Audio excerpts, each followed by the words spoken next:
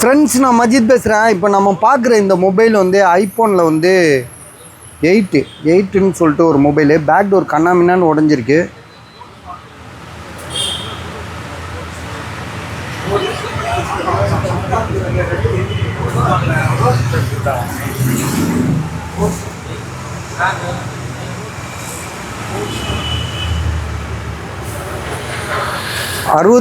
GB iPhone 8 64 GB. Colour வந்து பார்த்திங்கன்னா ஒரு மாதிரி ரோஸ் கலராக தெரியுது.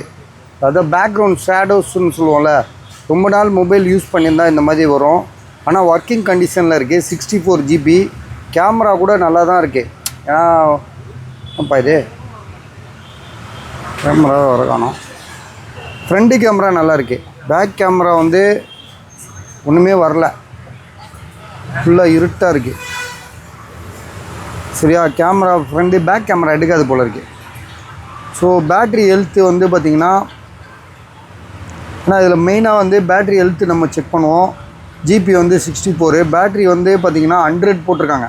புதுசாக எடுத்து மாற்றிருக்காரு. பேக் டோர்லாம் மாற்றும் போது மாற்றலை. பேக் டோர் உடஞ்சி தான் இருக்குது. பின்னாடி ஸ்டிக்கரு சலட்டை போட்டு ஒட்டி வச்சுருக்காப்புல கீழே உழுவாமல் இருக்கிறதுக்கு. ஸோ ஆனால் பேக் கேமரா சுத்தமாக வரல. பேக்ரவுண்ட் இருக்குது. 100% பேட்ரி ஹெல்த் இருக்குது. ஜிபி வந்து 64 GB தான். ஐஃபோனில் வந்து 8.